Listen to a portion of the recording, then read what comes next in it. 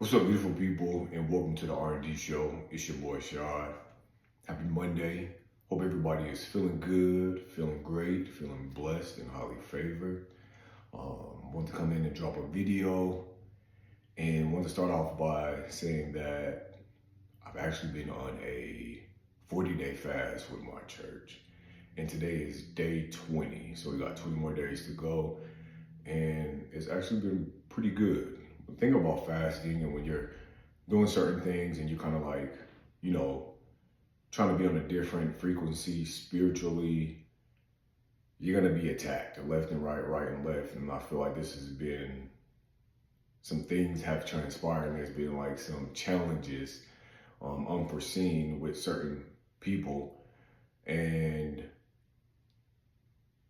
I'm just thankful that I've been able to navigate through those challenges with my emotional intelligence. And not only that, but just being covered. You know what I mean? Being covered and being one of God's favorites. And so I'm thankful for the experience and I'm continuing to learn and grow through all of this. But yeah, so been on this fast and it's been pretty good. So we're basically fasting from 12 a.m. to 12 p.m. where you can't drink anything but water if you need to drink some water. And of course, you wake up with prayer, you end your day with prayer, things that I typically already do. And then also reading your word. And so I don't know if anybody else is doing a fast, but this is our fast before Easter. So just wanted to put that out there a little bit. Moving on, I want to discuss a few things. Started off with, I want to talk about I Get Married to Medicine, watch the reunion, and there's a few things that I noticed. When I think about like the stuff that has been transpiring on like social media between some of the cast, I want to say, and I said this in the last video, that I don't agree with the treatment that Sweet Tea has been receiving. I don't agree with the bullying and, basically just the way that she's been talked about and used on this show as a pawn. And I wholeheartedly believe what Sweet Tea was saying, that she was brought on the show by certain people to go against Quad or to try to remove Quad from the show, to kind of infiltrate that friendship dynamic, but not in the best way. And so I do believe that based off of the happenings and the things that have transpired the way that they have, I will say that I'm proud of her, one, for standing up for herself. And I guess to them, her standing up for herself looks like she is insufferable or not holding herself accountable for certain things, or whatever the case may be. But you have to think about when you have more than one person coming at you, you're going to have some type of defense mechanism to protect yourself. And I feel like she's protecting herself, she's speaking up for herself, and she's doing things so that she can't just be walked all over. And so you have to applaud her for that strength. And another thing, and I love Toya, and I've told Toya this to her face, all over her, but some people have said certain things about how she looks on the reunion. The funny thing is, the theme of the reunion is Bridgerton. And so if you know anything about Bridgerton, there's a Queen Charlotte on Bridgerton who wears her hair similar to what Sweet Tea. She has a cape, like pretty much her whole outfit and her look was based off of Queen Charlotte from Bridgerton.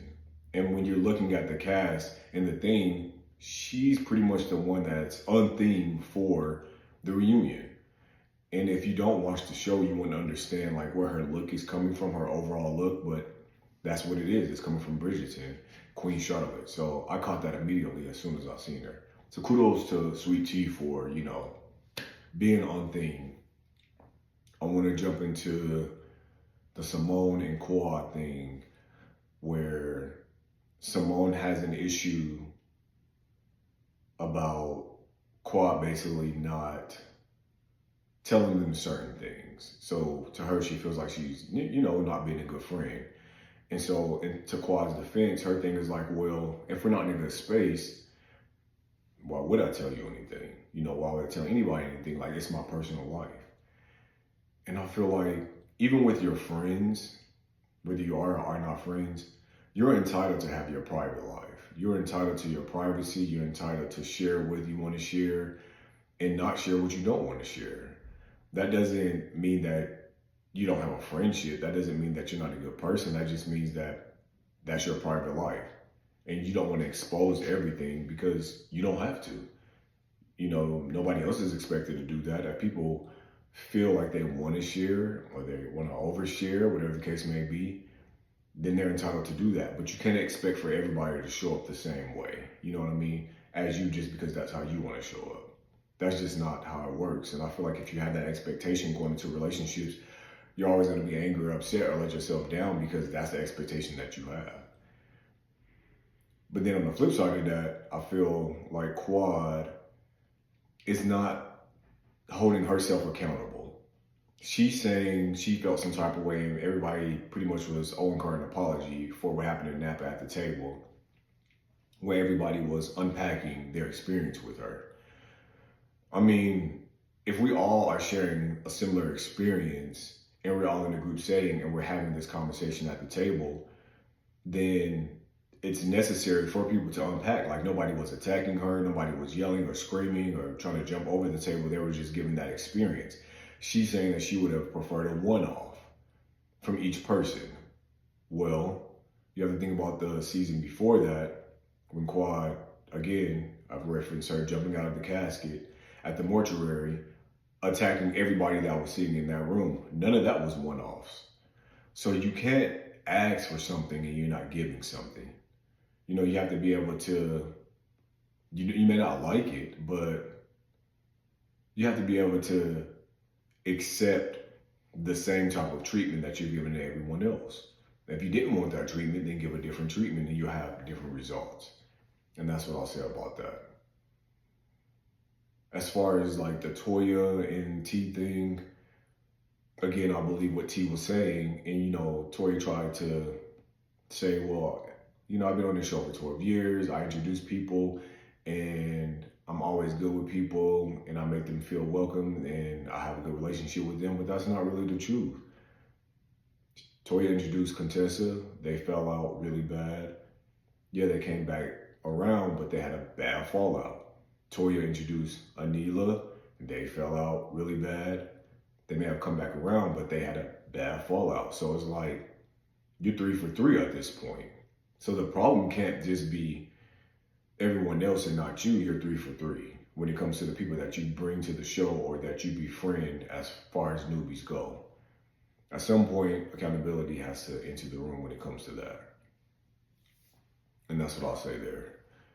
Heavenly is just a lost cause, so I won't even spend time on that. I do get Contessa's point and where she was coming from, and I hate that people want to minimize her feelings when it comes to her mother, as if someone talking bad about your mother who's deceased isn't a big deal. It would probably be a trigger for anyone if you're talking about the deceased, someone that you loved with your whole heart. So I can definitely understand her feelings and her sentiments toward that. And I do not think that her repeating whatever, the streets have to say about Heavenly's husband is the same as the energy that Heavenly put toward Contessa about her mother. They're not one and the same. So I'll leave that there.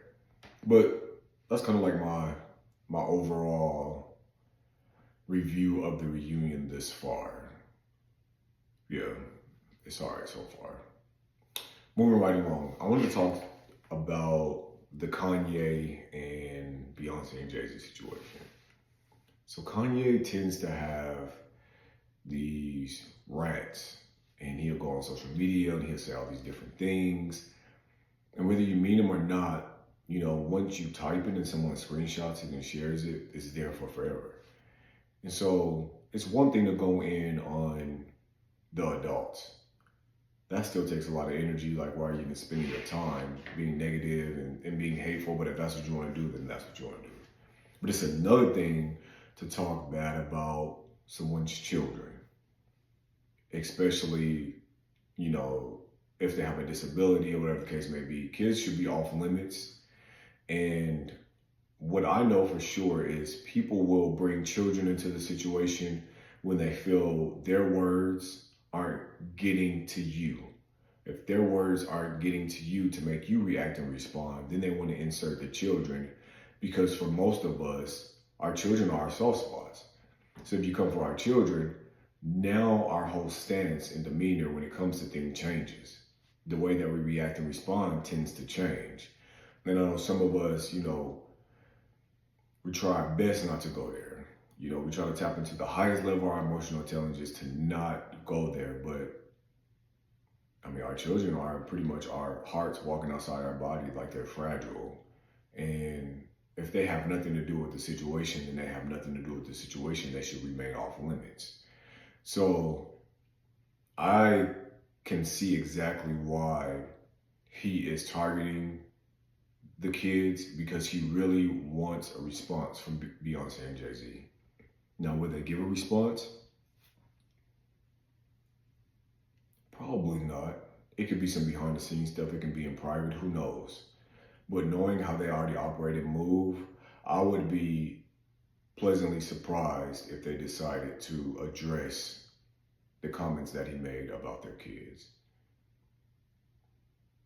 At the end of the day, Kanye needs help, but that does not justify his actions. We will not weaponize whatever is going on mentally to try to justify why he's acting the way that he's acting. Either check yourself into an institution or disappear for a while until you get yourself together, mind, body, soul, spirit, heart, because the spiraling is old, it's ridiculous, and you look a fool. That's just pretty much what that is. Moving right along. The Jess hilarious Charmaine the God, Lauren LaRosa, DJ Envy Breakfast Club situation. So if you listen to Jess's grievances and the things that she was saying, her coming back from maternity leave, and Lauren still in the position that's Jess positions by doing the reporting that Jess usually does, her point was valid. Her point was valid in being confused on what the roles were now. Like, why is she still here? No one's had a conversation. I'm back now. No one's pulled me to the side and be like, hey, this is what we decided to do. Are you on maternity leave? Her feelings are valid, but her actions diminish the message. Going on live, being unprofessional, talking reckless, calling out your job, calling out your peers in a negative way, saying all of these things and airing it out for the world to see, diminish the message of, okay, there's value in what you're saying and we can understand what you're saying, but once you did what you did, it kind of diminished all of that because your antics were out of control. Like, you became an agent of chaos at that point, which then triggers a response. And that's exactly what happened the next day on the radio as they addressed the situation for what Jess did the night before. What I did not appreciate was the disrespect that Jess was trying to give Lauren when, listen, she's just doing the job that she was asked to do. And it's not her responsibility to have those HR conversations to let you know, hey, we've decided to implement this, and this. And then also, if you feel some type of way and maybe she wasn't aware completely that you did, it's not her responsibility to initiate the conversation to be like, hey, did I do something wrong? Do we need to fix something? I think that if something was off, instead of faking it until you make it, I think she should have just had a conversation outside of work with her first and be like, hey, I'm trying to get some understanding. Maybe we can all have a meeting. And I can understand why DJ Envy felt the way that he felt regarding the situation, because it's like, we can talk about anything and everything, but for you to go and call us out the way that you did, like, it was messed up, and it was corny, and it was whack, and it was childish. And he was completely right, by everything that he said, he was completely right by that. And you could tell that he was frustrated, because when you genuinely love somebody and you care about them and you feel like you have a certain level of relationship, and they do something like that as if they can't just have a conversation with you, it does make you feel some type of way. It's like, well, dang, maybe we don't have a relationship that I thought we did, you know? And so, do I need to move differently? Do I need to look at things differently? Like, what should I do in this case? So I think that he got frustrated, and that's why he got up and walked away, because emotional intelligence, once again, you don't want to just be reacting and responding off of emotion, and then off of impulse, because you're bound to say anything. Now, Charmaine the God, on the other hand, just thought everything was funny, and I wish he would have showed up in that conversation a little bit more serious and more mature, instead of thinking that everything is petty and why are we having this conversation? It's not that big of a deal, because it was a big deal. It created tension in the room. And luckily, you have somebody like Lauren who uses her emotional intelligence, who doesn't want to attack you and speak down on you, but wants to listen to understand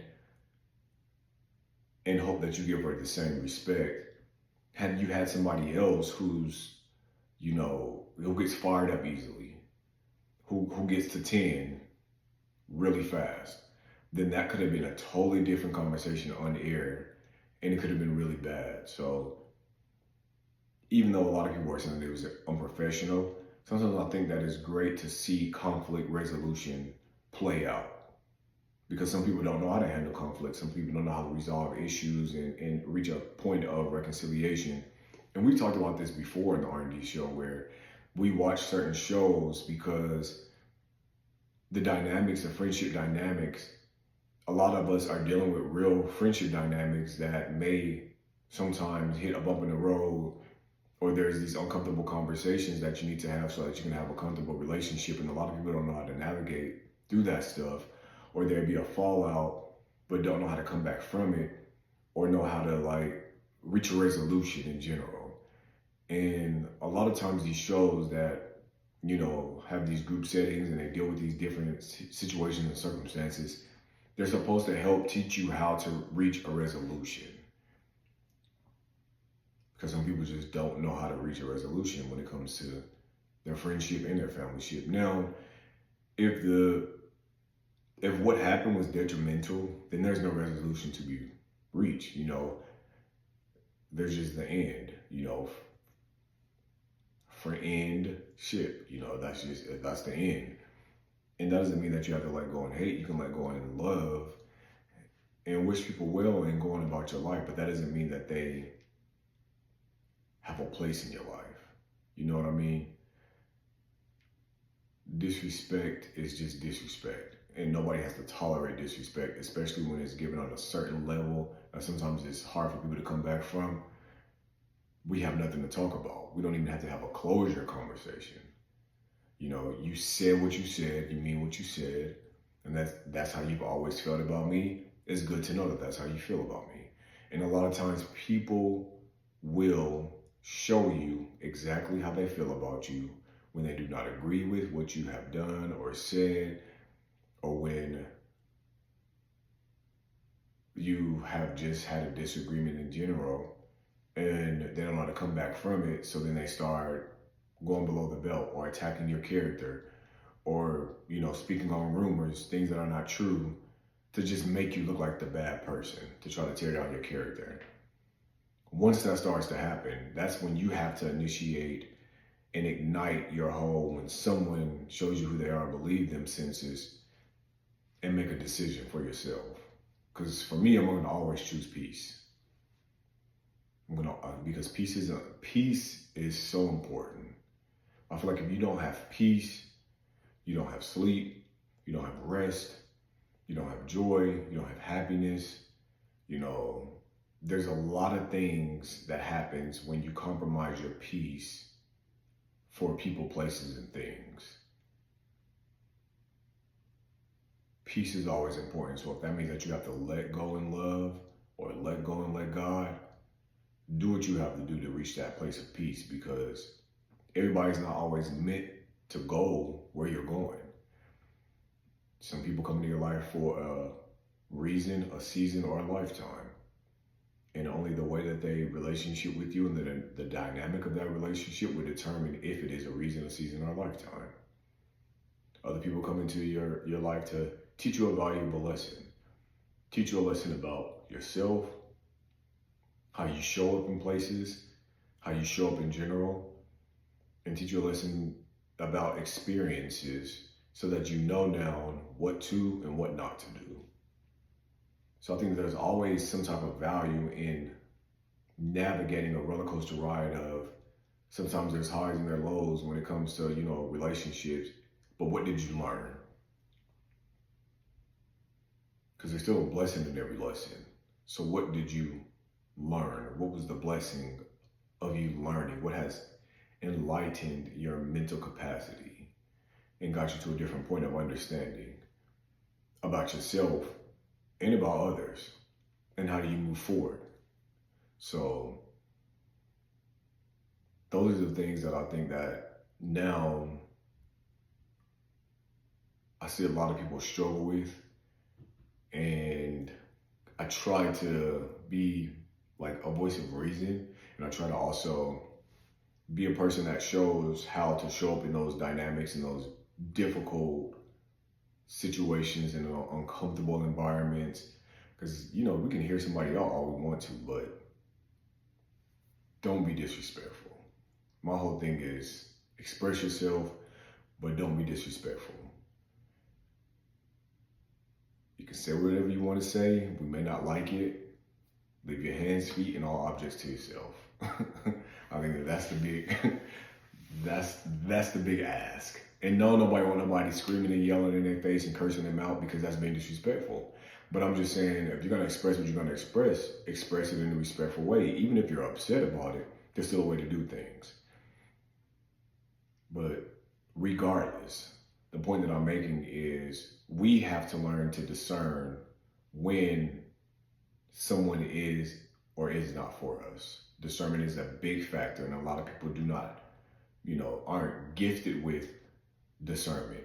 And that's a tough thing because you end up in all these different situations and circumstances trying to figure out how I got here. But sometimes God is already revealing to you early on who a certain person is, what they're about.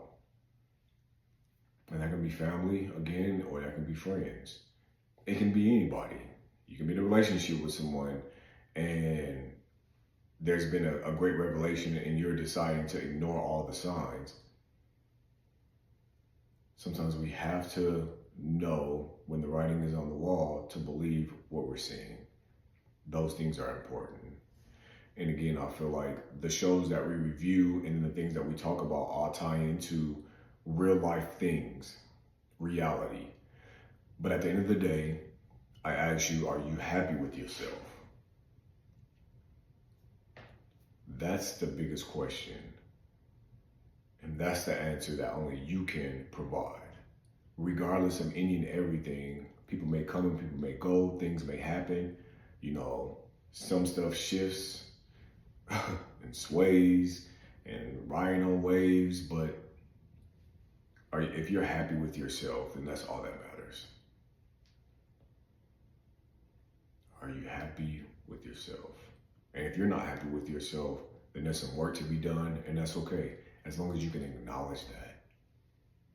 As long as you can acknowledge, I'm not happy, and it has nothing to do with nobody else. It's self. I'm not happy with self, so what can I do to fix me? Because I want to be happy with me. And when I'm happy with me, guess what? Your experiences change. Your outlook changes. The way that you govern yourself changes. And the people that you attract into your world also changes. So I ask you again, are you happy with yourself? I would love for people to jot down in the comments and answer that question. And even if you have an example as to why you're happy with yourself, why are you happy with yourself? Is there a specific reason? Or do you just know you wake up and you're like, without even saying, I live a good life and I'm happy with myself? So if you want to open up and share, that would be great to start the conversation. But thank you for checking in with the R&D show. Hopefully you enjoyed this video. If there are topics or anything you want us to talk about, feel free to drop down in the comments and let us know. But But yeah, leave your responses to this video. Let me know what you think about the Married to Medicine stuff if you watch, or anything that I talked about in this video, and we'll be sure to respond back. Again, thank you for watching, and God bless you. Have an amazing night. Till next time, take care of yourself and each other. Peace out.